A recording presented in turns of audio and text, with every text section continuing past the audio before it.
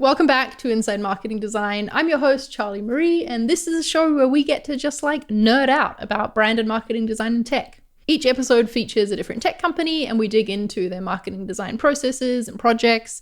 And this week I'm speaking with not one, but two folks from Sketch. Now, I'm sure you know Sketch. It was one of the first design tools truly built for the digital design process. And today you'll get to hear from Sketch CMO Carly Marsh, who has been at the company for about 2.5 years.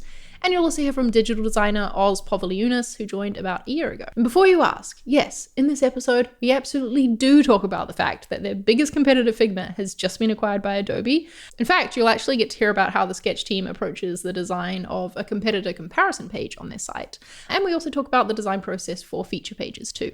Before we get into that though, I want to say a big thanks to Webflow for sponsoring this season of the show. Webflow is a no-code website building tool that lets you bring your designs to life through an interface that we can all feel very familiar with as designers, as opposed to typing code by hand. When you use Webflow, it feels like you're using a design tool. You have all your layers on the left, all the styling options on the right.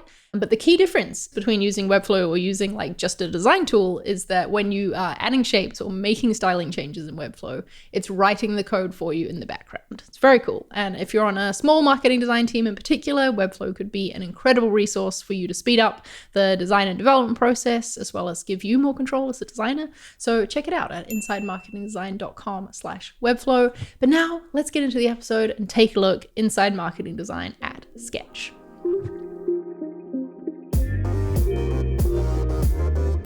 Welcome to the show, Carly and Oz. Super excited to have you here and be digging in on Sketch because, I don't know, Sketch is feels like it's at the start of a resurgence right now, which is pretty exciting. So I feel like this is great timing for this episode. Let's start by talking about what you're each responsible for. So Carly, we'll start with you. As CMO, what are your responsibilities at Sketch? Thanks, Charlie. I just want to echo that. We're really excited to be here today and talk about Sketch. CMO here at Sketch. I've been here for just over 2.5 years.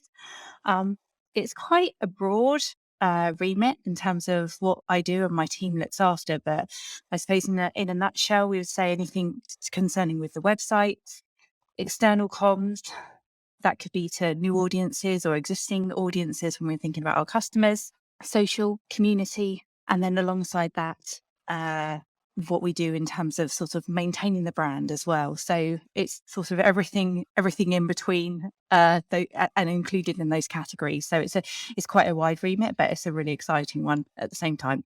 Totally. And we'll get into in a second all of the different people that are working on those things and how the team is structured as well. But Oz, what about you as digital designer? How would you describe what you're responsible for?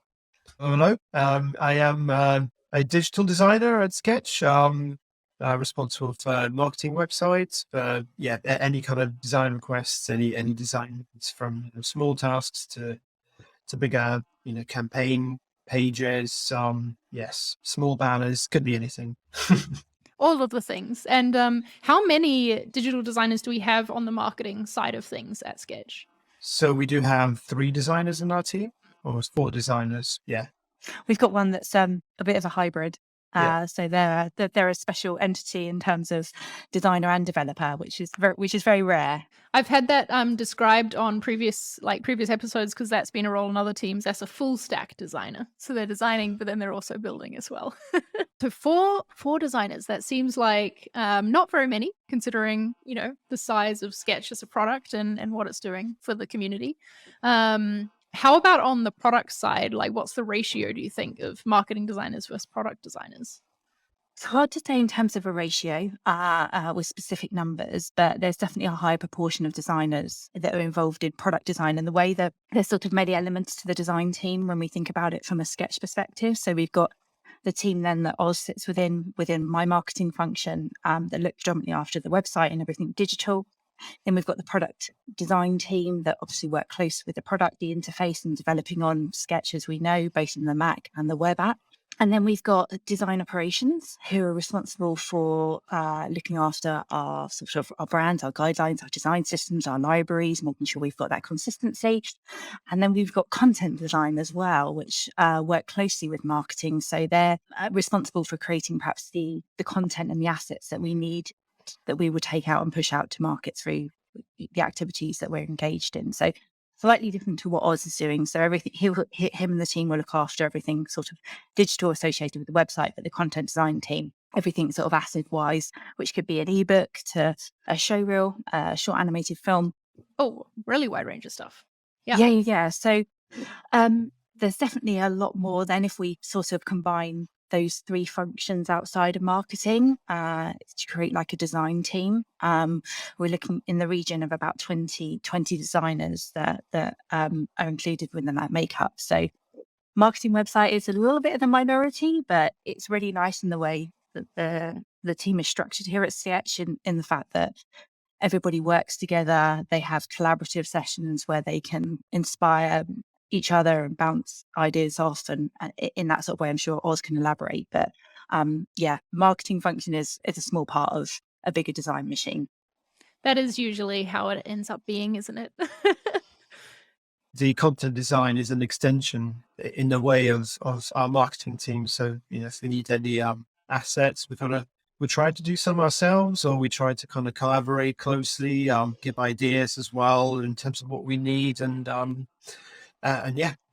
kind of work closely with content and product design sometimes as well.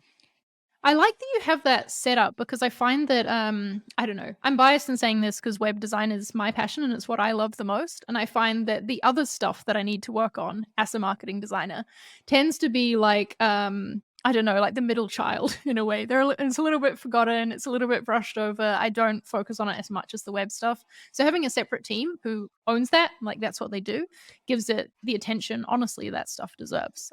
I like that setup a lot. Makes a lot of sense. You referenced, Carly, like a wider design team, but am I right in thinking that, Oz, you actually sit within the marketing team, or do you report into like a design manager? Marketing team, we've got our own little setup within the marketing team, a web lead, and then we kind of report to the marketing managers. And Nice. Tell me more about the makeup of the marketing team that you lead, Carly.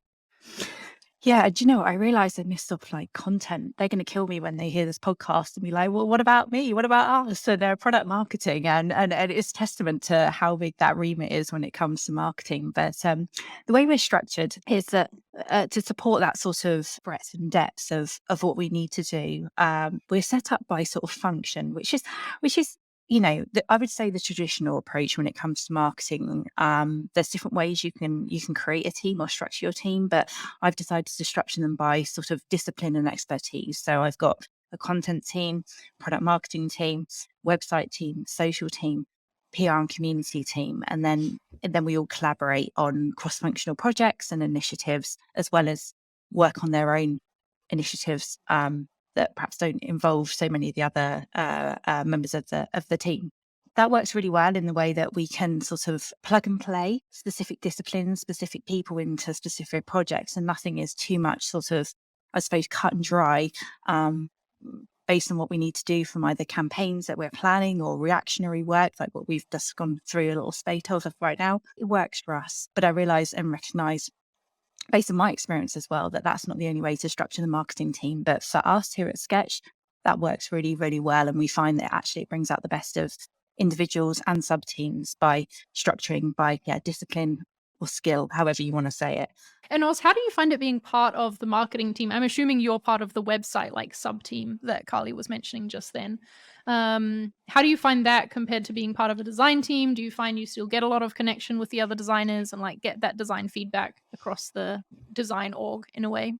Oh yeah, we do. I think although we are part of the website team, but we do, we can collaborate with other designers. We've got dedicated Slack channels, where we share ideas, where we share research, or we do have like a review channel where we can kind of talk about the work. So anything we want to kind of share, we can start a conversation with a wider designer audience.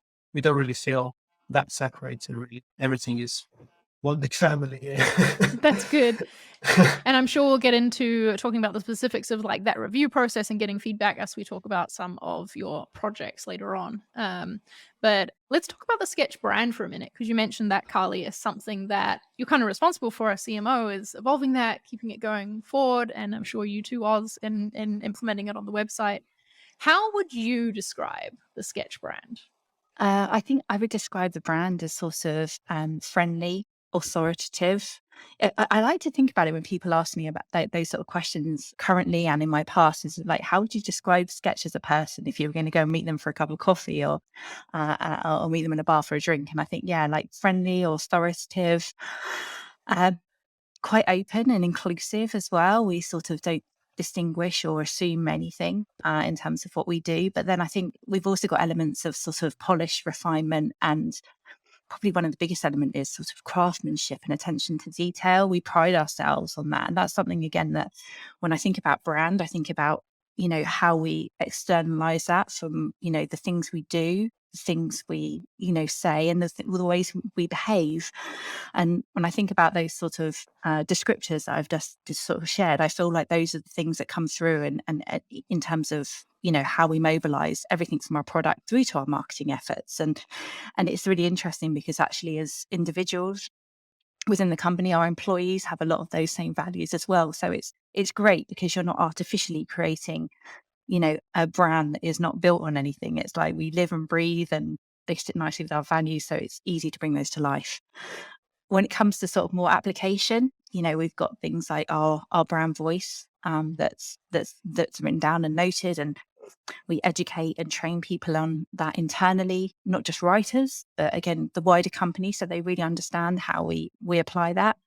And then as part of the design operations, we've got Chief Design Officer Marcelo, who is responsible for setting that brand vision in terms of very much the look and feel. And I don't know, anybody who's listening along, who's watched Sketch Journey would have noticed sort of a key change in terms of visual direction last year. And we now as a marketing team are sort of evolving that and applying that to what we do. But he's sort of like the custodian and the guardian of that sort of execution that we then follow and make sure that, it's consistently implied in what we do, because that's the makeup of a brand. We have to be consistent. We can't just switch things on and off.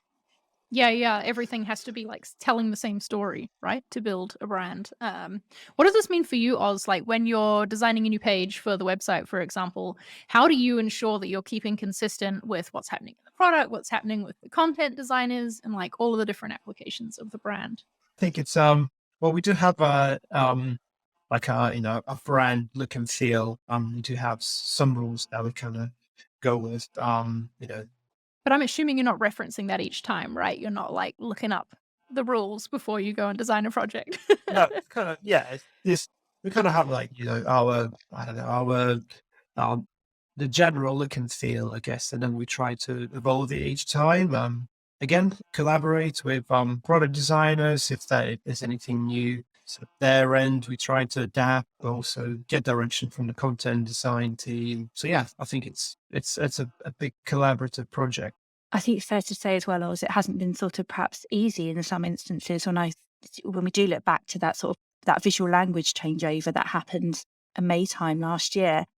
That was very much developed with a product design mentality, like what the product should evolve and look like. And then we then have the job then of taking those guidelines and then applying them to what we do, because we ultimately want to get into a place where there's no sort of difference between the product and the website. It should be one, it should be seamless, but it doesn't work in that clear-cut way. We need to stress test a few things and see how a specific, language or aesthetic might work. So I think, Oz, as well as the rest of the wider team, have been working continuously, and that's still a work in progress at the moment to apply what is the correct visual language, but again, have some variance so that there's some, variety, but in a consistent way in terms of the website. But also now we're in a space where that visual language has been around for a little while. So we want to push it on a little bit and see how far we can take it, which is a really nice, exercise. I'm not involved in that. I'm not a designer. I don't profess to be, but I see the good work that the team are doing. And there's new stuff coming through all the time when I think about the website and the iterative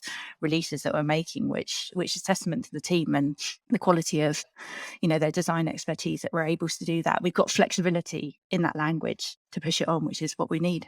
Also reacting, I guess, to the market itself, to any new trends that might come up. So yeah, it's a constantly evolving process. Oh, I like that you mentioned that because, I mean, often we say when you're like working on a brand, you want it to be timeless. You don't want to follow trends. But you have a really interesting audience where it's your audience is fellow designers. And so you want to be current. You want to be seen to be like, no, we're on top of things. We're up to the minute. We're like the latest tool that you can be using. And so I'm assuming that you can use trends sometimes to your strength there, to like lean into them. Yeah, I mean, it's kind of it's balancing out the trends, or sometimes trying to come up with anything new, for example, and trying to balance what's out there, and try to lead as well. Try to be Yeah, good point. try to set the trends sometimes. I like it. I like it. Yeah, be the trend Yeah, setter, not the trend follower. yeah. I don't know if you've seen, Charlie, but on some of the pages we've launched just recently, we've this isn't a plug, by the way, but we've launched an education offer now, which is finally free, and that's great for new people who want to Woohoo! try Sketch. Woohoo, yeah.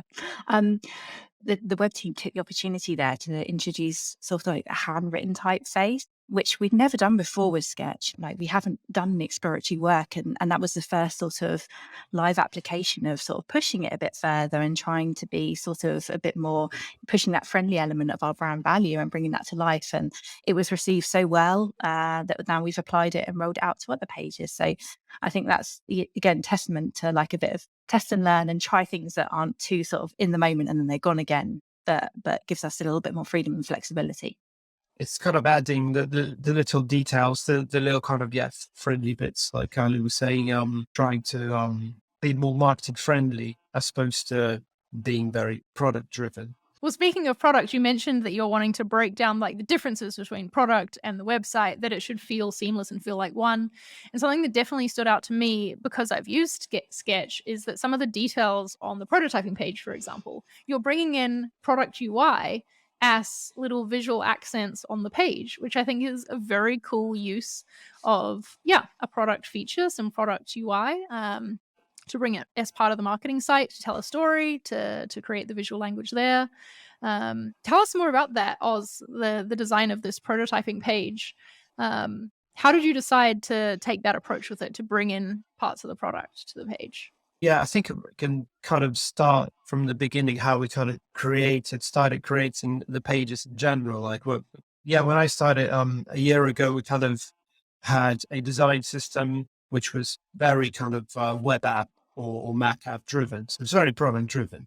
We kind of started using that as a basis, but we evolved it into more of a kind of, more friendlier marketing led approach and started adding all these little details. So yeah, I think that was kind of the thinking. Just start with the basis, what we have, even if it kind of maybe try even to look similar to our web app, and then kind of just build on it, add these little details, these little nuggets, and the handoff page then kind of evolved into we try using the little details from our developer handoff tool, how that actually works in real life, and adapted those on our page to kind of give the customer that kind of feel, that instantly kind of get the feel how the app works, basically. Yeah, which is definitely what you want a marketing site to do, right? Someone Yeah. needs to get a feel for the product. Yeah, I think part of that as well, Charlie. Like, even with a product that has a 30-day trial with no barriers, no credit card, no like tie-in or buy-in or anything sort of sinister that's going on, there's still that sort of barrier to try, that barrier to entry, like that fear that people might have that they might be like, tied into something. So the more that we can take what happens in product and put that in our website so people can experience it before they even, download the Mac app or use the web app or have to go through any of those complexities, like just still simple, the sign up process, but anything we can do to make that, bridge that gap is only a good thing. And that's what we should be doing as marketing as well. We should be making that more accessible and more available. So that kickstarted a really big sort of change, and that's something that we want to evolve and do more and more of. Experience the product in the website is our sort of number one ambition and driver behind how we want the site to evolve. So the marketing team owns the website, right? Owns the marketing website. And when we talked before we recorded, you said something interesting, that you've sort of changed how you view the marketing site recently, or maybe it's not so recent now, but that it used to be more like the place that users could come to log in and like get help using the product and get inspiration, things like that. Whereas now there's much more of a focus on getting new people to try Sketch. So tell me more about that shift.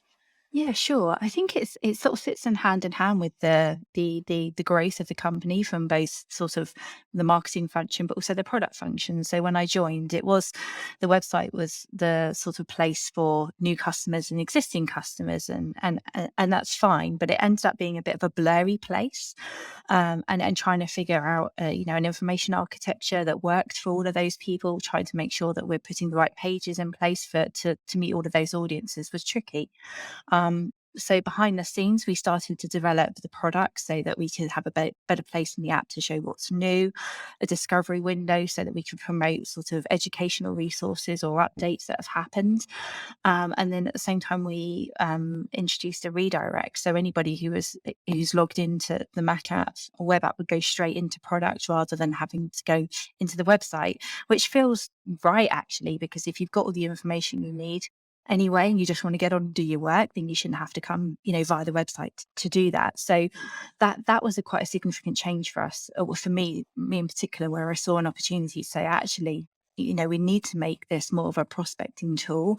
We need to make this, much more of a better sort of a hub and a resource for people to find, experience Sketch and educate themselves around Sketch, because actually they could do everything they couldn't do before actually in product. So let's keep the shop window for new people who want to come in, and then that acted as a strategic change in terms of how then we have reorchestrated now the information architecture, the pages that are now on the site, the content that comes with it, and it sort of set our direction in a neat way. We don't call out anywhere exclusively that the website is only for new customers. We've got docs on the site, which is a very well used tool from our existing customers, but it's very much more focused on educating and supporting new users and getting them to try and buy Sketch. Yeah, that makes a lot of sense. Let's talk about some of the pages then that exist now in service of that. Some of these feature pages that you referenced before. There's the handoff page, the prototyping page.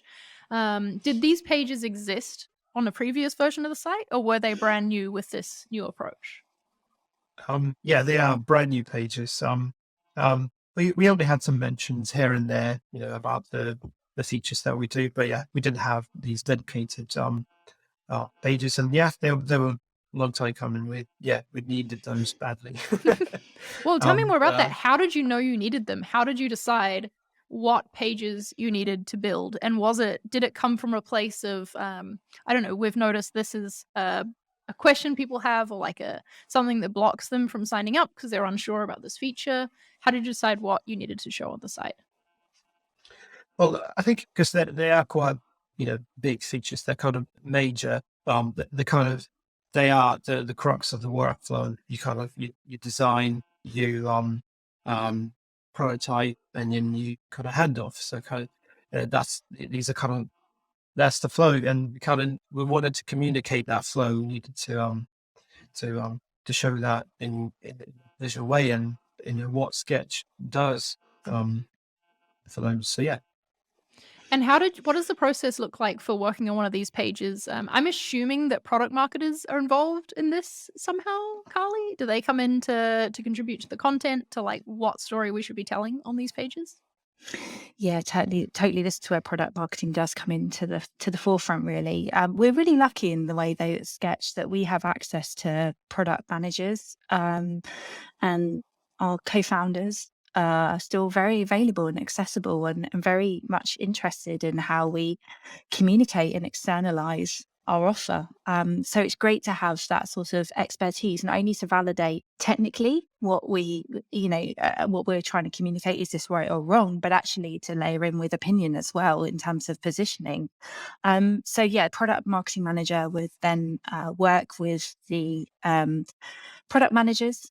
We'd open up a dedicated Slack channel, and then we'll start by defining sort of what is almost like a page narrative, like what are the core things we want to communicate on this page, and make sure we've got agreement and alignment there. And then we sort of build out from that and create a skeleton outline of the page and then think about the content that we need to substantiate and validate each part. So product marketing plays a huge role, but we couldn't do it without the help of our fellows on the product side who are in it like from beginning to end in a very collaborative and very respectful way. Like it's just a really nice, it sounds a bit sort of like textbook or through rose tinted glasses, but it's a really nice process. There's no sort of friction or anything associated with it. We just, we all want this common goal. And I think back to your earlier question and what I was answered was, we felt very strongly from a marketing perspective that we were sort of not doing our best job of promoting the product, because we were saying everything you need to design, collaborate, hand off, and prototype, then hand off even. But we didn't have any of the content to back it up other than a few sentences. So we knew that we had to do a better job because we've got such a great product.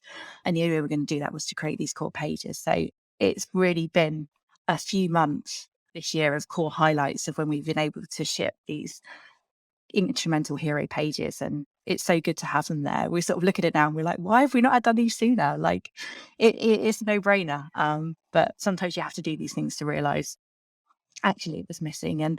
And sorry, you also asked about like what was the catalyst. We knew that we needed to do it, but we were also getting a lot of feedback from our customers, from our social listening that we do, that people just were not understanding the offer, or they were coming onto the site and then perhaps not exploring it enough. So we knew that we needed to have more content, more narrative to actually to help present the products in a better way so people could understand it and try. Bit of a mixture in terms of how they all came about. Yeah, because it's like before you were telling, like you were saying we have these features, but now you're showing them not only through the narrative of the page, but also like we were talking about before, Oz, with all the touches you've added. Like I need people to go on the developer handoff page in particular, we'll link it in the show notes, and just like stretch your browser out and in, and you can see the numbers changing. Like that is just a touch from me that I'm like, as a designer, like chef's kiss. I love it. Like such a great little detail. But where do you come in this process, Oz? Where does design start? Are you giving feedback on the narrative of the page, the structure? Do you get handed a content doc that you're then like, wireframing, moving through the process from there? Tell me about it. Yeah, I've been, I guess, involved in the beginning, but yeah, the structure of the page, I guess, comes from marketing, comes from copywriters, for example, and we take that content and lay out on the page, do a few iterations, do a few wireframes, and then start adding the details. But yeah, as Carly said, it's very nice collaborative process. We can always give our suggestions if we say, oh, this doesn't feel right, this is too much copy, or we that's a piece of feedback I'm sure you end up giving a lot, because that's what I end up giving a lot. It's always like, can we make this shorter?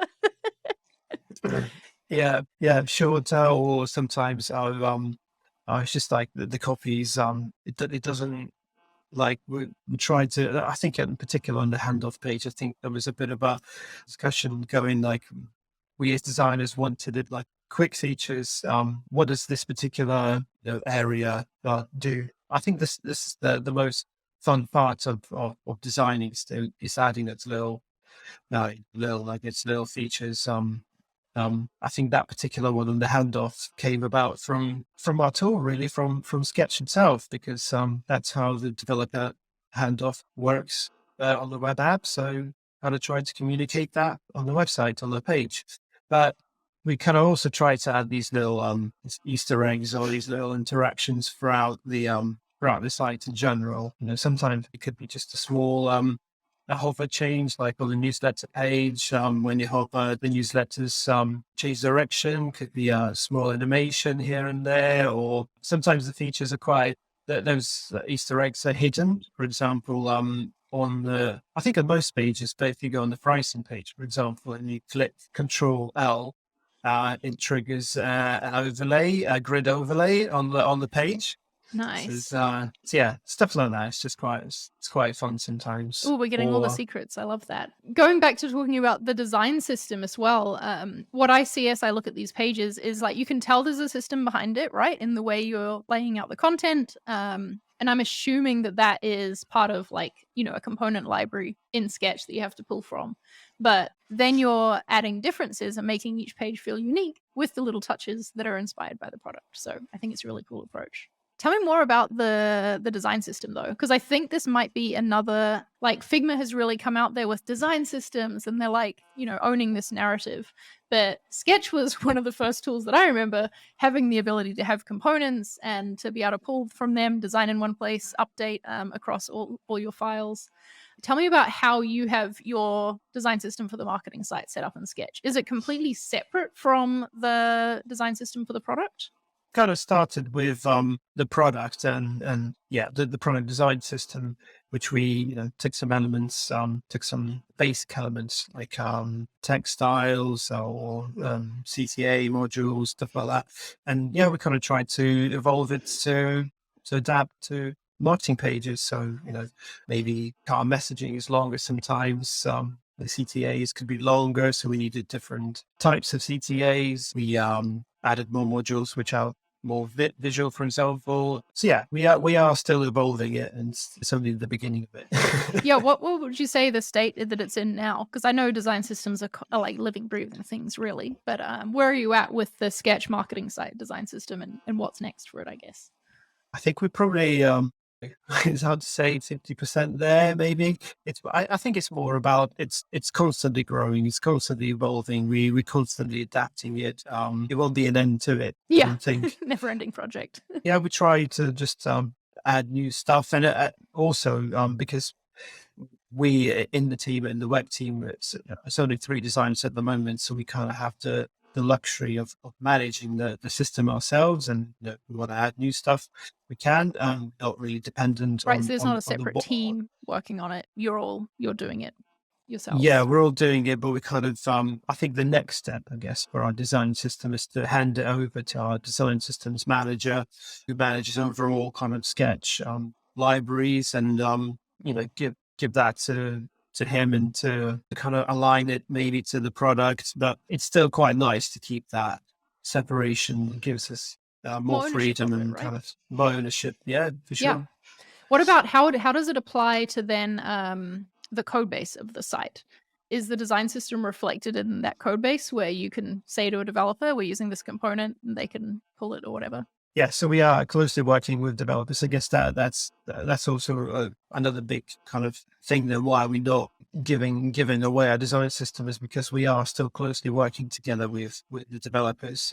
Defining the font size, for example, that different all those details, font sizes, all the details, colors, and all that, and because we are still in changing our visual language from the old look, as Carly was saying, to this new look and feel. So it's pretty much still work in progress. Still a work in progress, yeah. And you're working on it alongside, or like developing it through creating pages like the handoff page, like the prototyping page. Am I assuming each new page you create, you're like, we need this to be in the system, or this needs to change in the system to better work for us?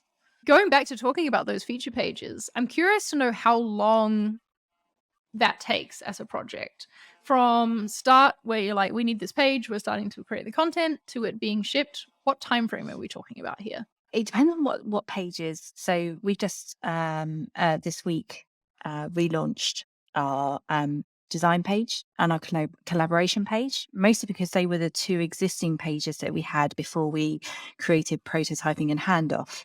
So they talk to prototyping and handoff, and obviously our capabilities have increased. But now we've got our own pages for prototyping and handoff. We needed to retrofit to work in progress all the time. So they were like relatively quick, like copy tweaks within a few days, back into design flow for a few days, back into development. Actually, the designer who was working on that is a developer as well. So he's just run it as a project. So I think we've turned it around pretty much within 2 weeks, which is good, because we still need to do that validation internally with our teams to make sure that what we're saying is accurate and reflective. But the prototyping and handoff pages, we're probably working in a time frame of about 6 weeks from beginning to end. It's pretty good. From sort of ideation, not bad. Ideation to then delivery. So I think that's it. We worked hard and we worked fast. So in those 6 weeks You seem surprised, but I think some people who perhaps are outside of design marketing would see that as, how could you not do this in sort of a couple of weeks' time? Right, And right. recognizing, we want to design these pages from scratch, and actually these pages do need to speak to our design community, so they need to be approached in the right way. But yeah, it's about a 6-week time frame, I would say, for anything particularly new that we need to craft a new narrative for, and then craft a new design, and then develop for as well. So in that period, is that the only project that a designer is focusing on, or are they sort of doing? Yeah, that's wishful thinking, isn't it? I could sit here That'd and be lie. nice. That would be. I think it's fair to say, Charlie, and I always like to be fairly honest, that at Sketch, and I think it's not dissimilar to any other company, like we've got lots of priorities that we need to run, simultaneously. And in particular with the Sketch offer, we wanted to sort of attack it quite quickly, and we saw a window of opportunity to sort of try and re-educate people in terms of what we do and what we offer. So we couldn't really afford to focus on just one thing at a time. I mean, there are some QA that needs to happen. We do design QA within our own team that happens. There's some smaller tweaks and fixes, but I'll let us talk about it. I mean, in some ways it's not ideal because you've got that distraction and you lose focus, but in sometimes as well, like, it's good to have a break, and when stuff is being socialized for review or feedback, You can then move actually on to something else.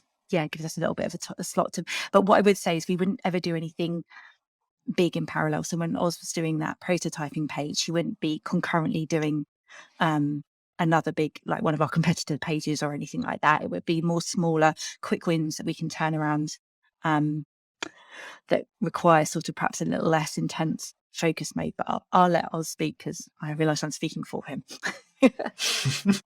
I mean, yeah, just to kind of say on the design side, it's because we are at the same time developing the design systems and developing this language, this change from the previous look to the new look. I think that's why it's taking maybe a bit longer to do it rather than if we had already like assets ready to go, for example. There's definitely more than one project.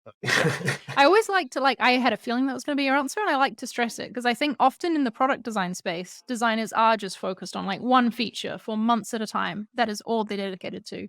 And I just think marketing designers are the unsung heroes of the tech industry because we are able to multitask quite efficiently on like one big project and then a bunch of these other like small coals in the fire, so to speak, at the same time. So thank you for validating that view that I had.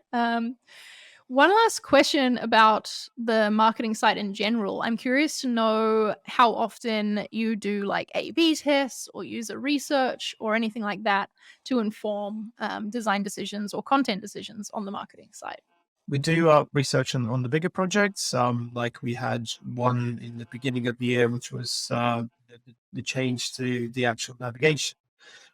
So the information structure of the site. So we needed to do more research. And who runs those? Like who conducts that user research? Sometimes we do it ourselves. So I had to kind of learn. This was a good skill to have. That was really interesting.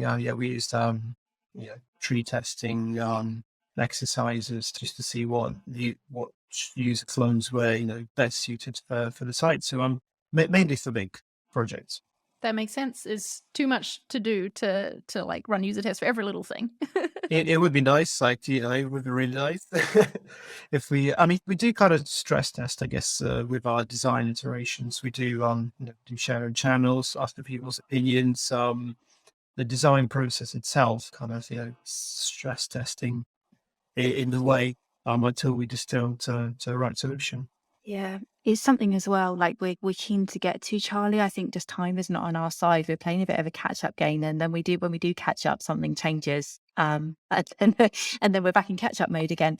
So I think it's something that we commonly, and I as a marketeer feel like strongly about A/B testing, and the fact that we should explore and see and test and optimize and refine. But I think there's that reality that we're working in at the moment where we've got to just play catch-up, build these pages that don't already exist, and then once we've got those in place, then we can iterate for them. And it's something that that A/B testing, I would say, is more happening more frequently, perhaps with our, email communication programs with subject line testing. We're just exploring it with some campaign landing pages, which are going to be more developed around a templated approach rather than a bespoke design, which will give us that agility as well. But it's something, we do want to do more from a web perspective. We just haven't quite got there yet. And you got to get the those core base in place projects first before you can run the tests on it. So that makes a Yeah. lot of sense. Let's move on and talk about competitor pages, because this is something we haven't spoken about before on the show. It's something that I've ended up designing at ConvertKit for how we compare to other email marketing platforms out there. I know you have a few, like a set of competitor pages for Sketch compared to other design tools. How did you decide that you wanted to have these pages on your site, that you wanted them to exist? We saw that in particular Figma had a Sketch versus Figma page for quite a while. We didn't really want to do something similar. We hadn't been sort of too interested in that sort of, okay, if that's what they feel and that's what they want to communicate, then each to their own. Like you need that bit, you want to use that bit of content. We perhaps don't want to do that right now. But what we were finding was that, again, from social listening, for feedback from our larger customers with our customer success team, and just sort of noise in general, is that it was becoming a bit too overshadowing, and we weren't really playing it, didn't have any defense to it or any narrative. So all of a sudden, actually, what another competitor might be saying about you is true, because you're not sort of talking about it, or you don't have a counter. So we felt that with the addition of real-time collaboration that came last year and our prototyping capabilities, the fact that we've got the web app, we've moved on into a new space that we wanted to use it as a way to sort of help articulate that. And perhaps actually the audience has changed. A lot of people are used to now review sites or competitor comparison sites, those sorts of things. So actually, are we missing a trick here that we don't have something to support that? So that's why I decided after a while, and there've been a lot of debate internally whether we should do it or not, that we actually took the decision to make those. But we didn't go out of our way to publish or promote them. We wanted to treat it as a discovery exercise. So if you're on the site as part of your decision-making process and you want to, read that validation or familiarize yourself with it, you can, but we're not pushing it on anyone. It's not part of our trial conversion comms or anything in that sense. It's that discovery exercise. But it was quite a tricky brief for me to give the design team, just because I wanted us to focus more on the narrative around it. I didn't want to necessarily be design led, which sounds sort of strange and counterproductive, but I wanted us to create a destination for people to read about and to digest that information, which was a really hard brief, because that meant sort of perhaps knocking back the design but not stripping away the design, but introducing the design in a way that actually lets the narrative do the hard work and lead on it, and then the design supports it. And as we went through that process of backing and forthing, and I think a lot of iterations, we got to where we are today. But I don't think that was an easy brief I gave them, but I think I'm really pleased with the end result. We got there and it looks good. But Oz, oh yeah, over to you. It does look good. Yeah, I'm keen to hear, Oz, how you came to this approach and like any design thinking behind this, because it feels like with these pages, it would have been a really long Google Doc of the content, right? We were just talking before about how we often like to try shorten content. But the solution you've come to, well, yeah, I'll let you speak to it, gets people scrolling, right? And it keeps people moving through content.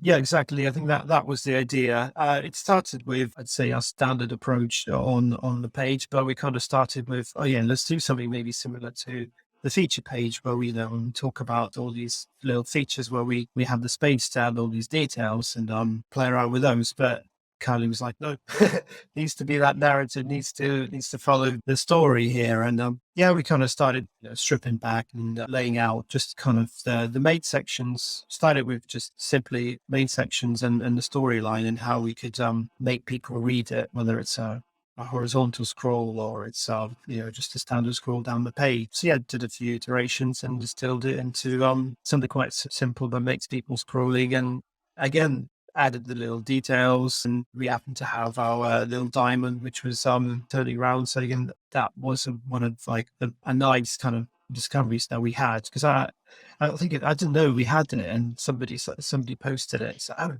this is really nice animation. Can we make it react to the page? Yes, let's add it in. Nice. Yeah, it's a really elegant solution to long content, right? That with the the interactions that you've got here in terms of the content. The question being sticky, the color changing, it does make you want to keep scrolling through. And I think it makes sense to not fill the page with product screenshots, because if you're at the point that you're comparing, you've probably seen the basics of the product and like understand what it is, and you really want to know the differences. So it is more about that story. That makes a lot of sense. I noticed there's quite a templated approach to these pages too, right? Where you've been able to duplicate the design in a way or apply the same approach to different competitors, which I'm sure sped up the process of getting the set of pages created. Yeah, definitely. That was the idea. Get that template right and then apply it across different competitors. Yeah. Okay, so we can't talk about competitor pages without talking about the fact that two of your main competitors are now like joined and gonna be one. Yeah. So I don't know if we need to update it to a Figma Adobe page or Adobe Figma page later on.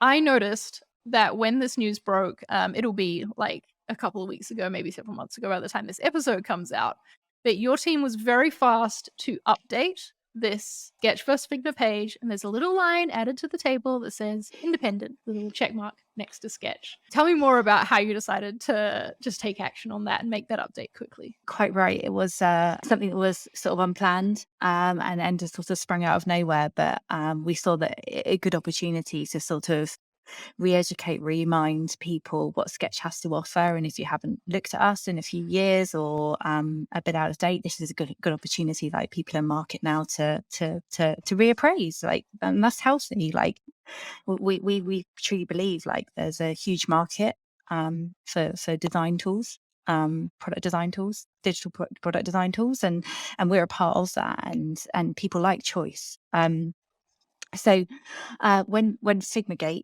came about, we quickly pulled our heads together, and when I don't mean just my heads or leads in my own team, but us as a complete team put our heads together in terms of actually how can we react in a positive and a supportive way. Like, we recognize that the community is probably uncertain about these changes, for good, for bad, however you feel, but we need to make sure that, if people are thinking about now choice moving forwards, then we need to do a better job of educating what Sketch has to offer.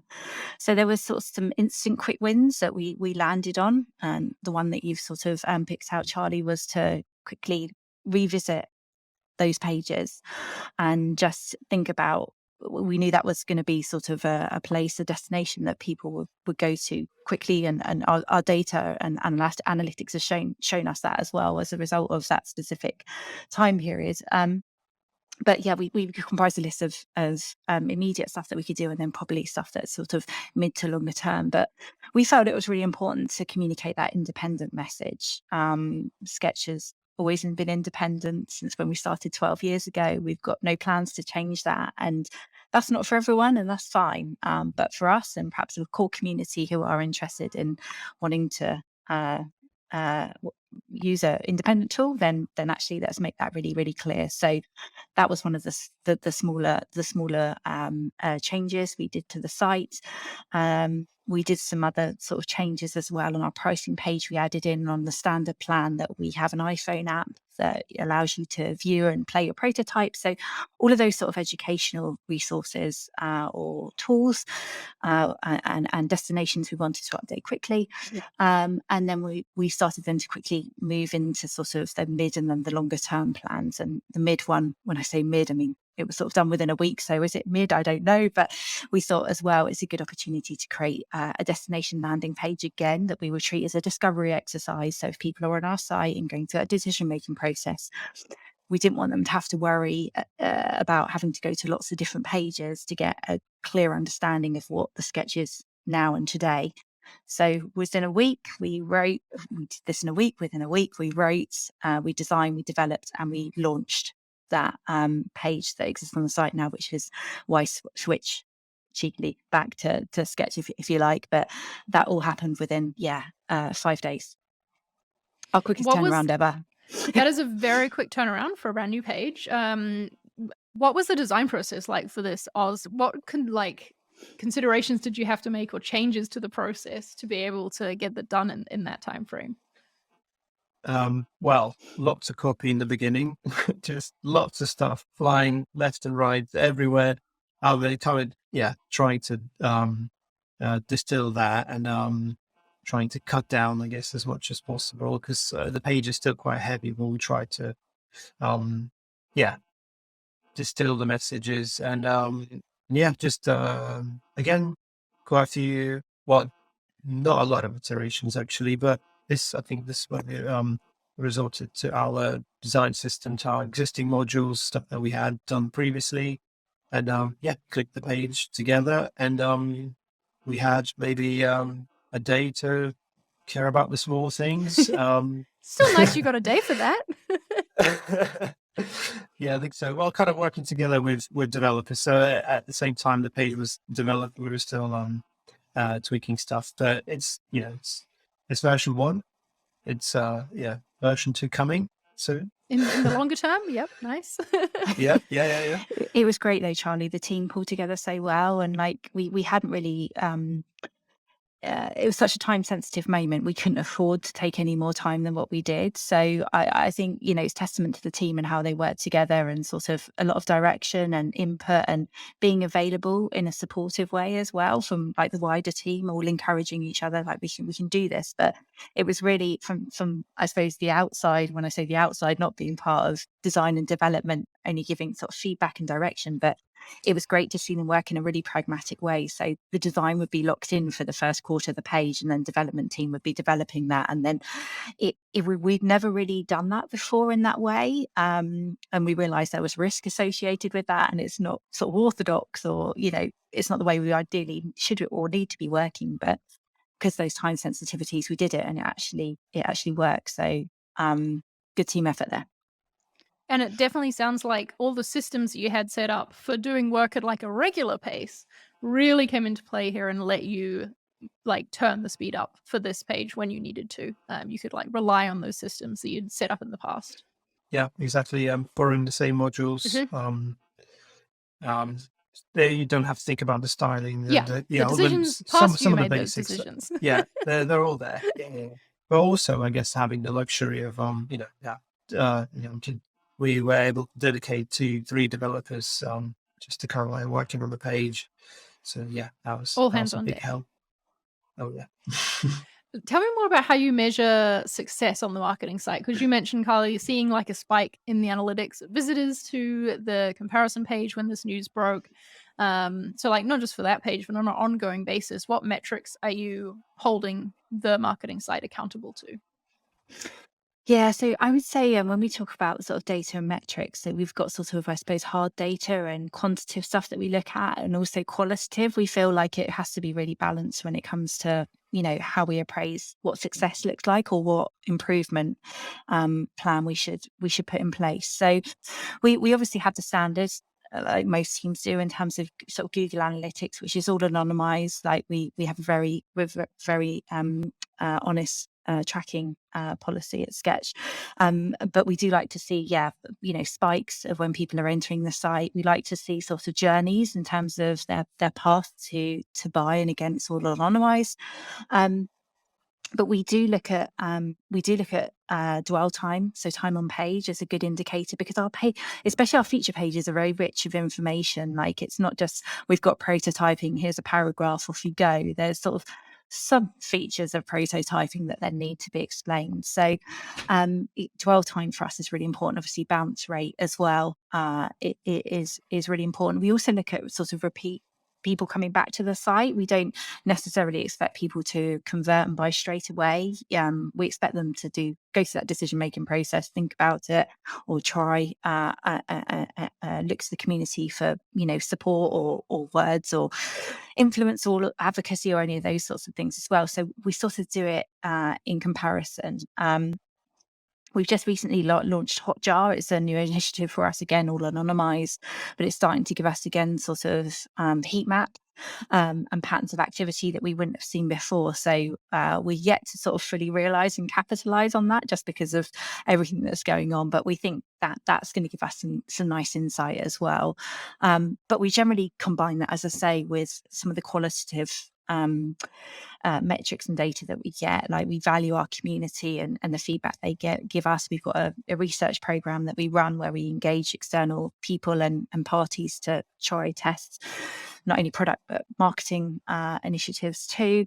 We've got our social listening, and then we've got our feedback from our customer service and customer success teams. So we generally put that all in one big pot of loveliness, and then that helps us then to either validate what instinctively we need to do, back to introducing those prototyping and handoff pages, or validate and give us direction of actually what we need to change. So at the moment, for example, our sign up page, when you go to the sign up page of our website, it's very sort of transactional. You go from this sort of beautiful dynamic environment where you've got lots of content and it's beautifully designed, and then when you go to the sign up page, which it's a little bit simplified, and we know that people perhaps aren't getting the information or the reinforced messages they need on there. So the data is telling us, the data is telling us actually we need to remind people, like, you need a Mac to be able to edit and design, or but also you've got a web app that you can view everything on. So some of those core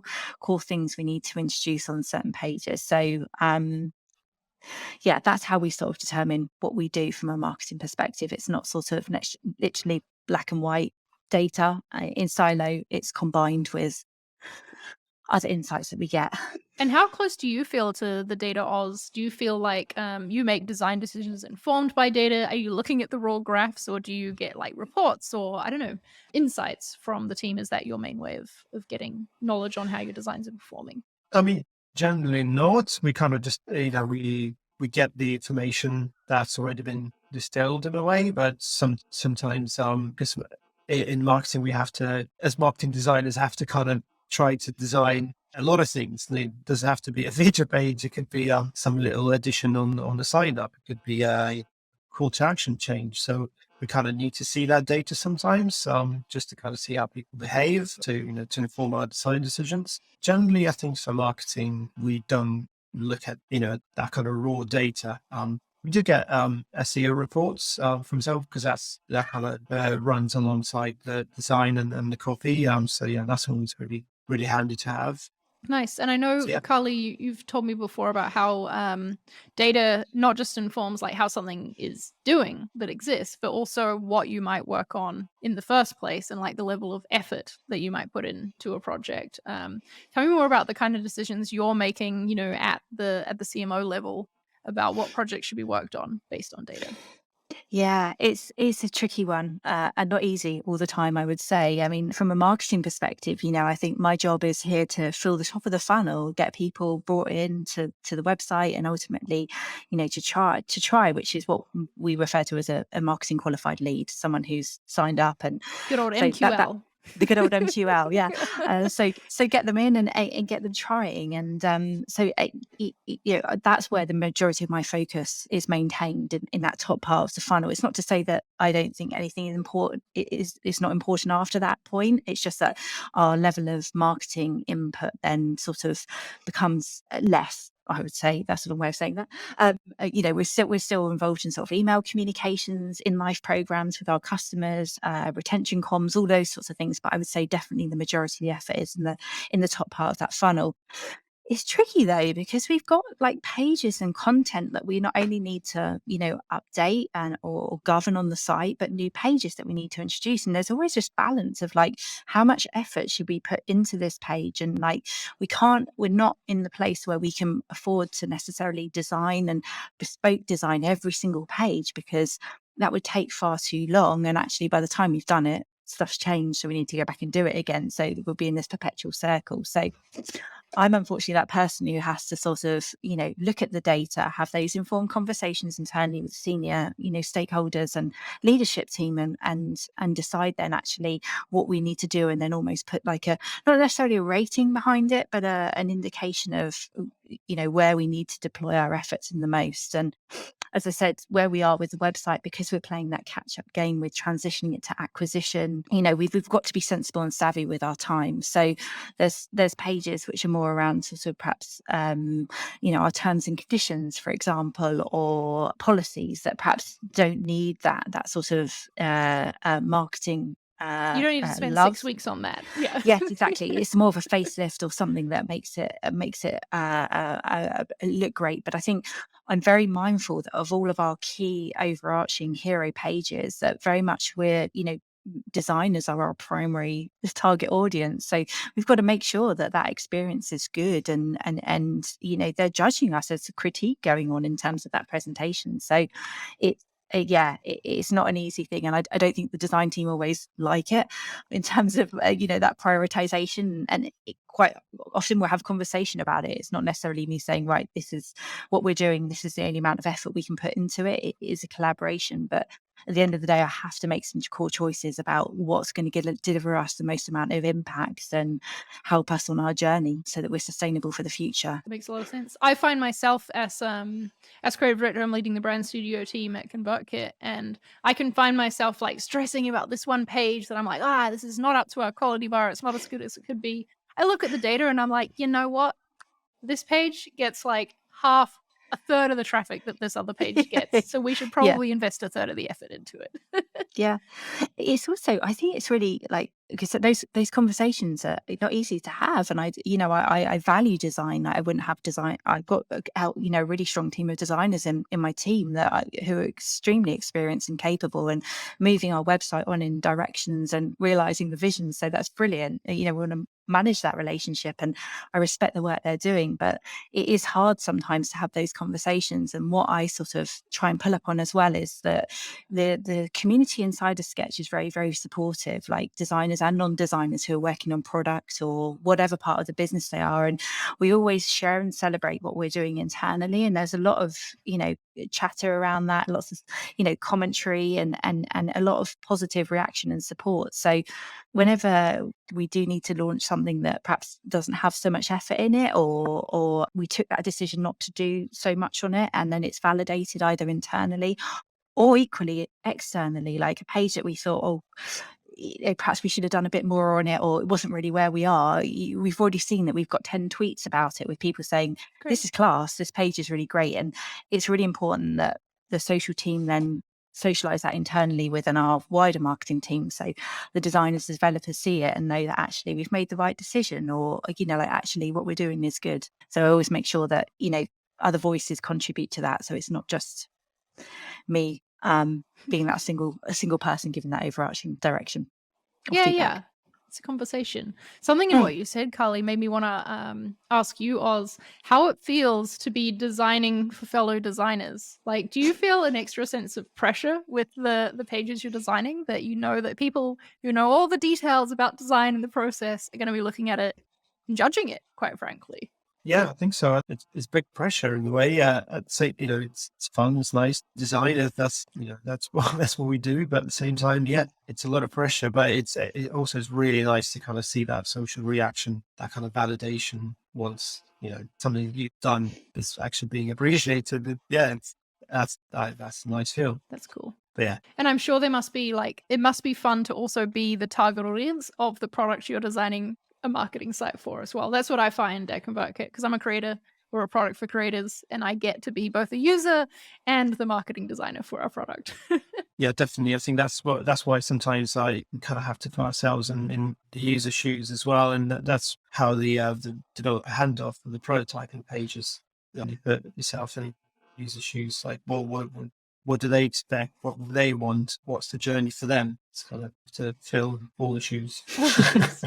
Well, let's end by talking for each of you in your time at Sketch so far about either the project or, I don't know, the page you designed, the impact that you've had that you're most proud of. Do you want to start, Oz? I think definitely the feature pages, the develop handoff in particular. That was a really cool project to work on.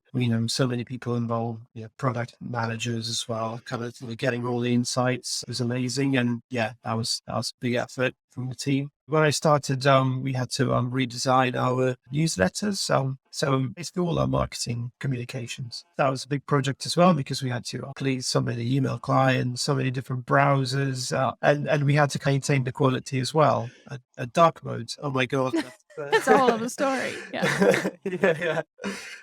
That was a big challenge. I think quite successful as well. Nice. What about you, Carly? Do you know, it's a really hard question, Charlie. Well, I I'll don't- pick two things, so you can pick two as well if you want. Yeah, I can pick two. I mean, I don't want to echo Oz, but I think like the realization of these feature pages, and anybody in my team has known I've been bleating on about these for a long time. So to see those being realized is great, but not just realized like in the basic elements, like the fact that we managed to launch them and we did something different with them, and it's I love that. Like we're pushing things on. I'm always, I don't know, in my career I've always liked to sort of work with teams and with companies, or you've been able to push marketing efforts on where it's not ordinary, it's extraordinary, and I still believe in that. Like now where I am in my career, and it's just taking those just as an example as sort of game changers in terms of doing a better job of presenting our products, but actually doing things really, really well. So definitely those feature pages, but I think the whole sort of evolution of the site, and making that sort of all geared up to Oz's point, like changing the newsletter or our email comms, applying the visual language to signal a change. I think so often we associate like a rebrand with a rebirth and a new direction, and I very much saw that sort of visual language that came out at the same time, a real time collaboration, as that opportunity to sort of represent Sketch. And it's taken a little while for us to sort of fully realize on that with some of the education, but we've started a nice momentum now that we can continue in by developing these core pages. So I think I'm just very happy with the direction we're taking overall, which might sound like a slightly politician's answer, but it's the truth. You've answered everything. Yeah, is what you're proud of. No, but I do hear in what you're saying there too about these pages and the approach you took, going back to what you were saying earlier, Oz, about design trends and like wanting to capitalize on them, but also create them for yourselves too. And the way you've used elements of the product as design details on the page, I think is very fresh and new.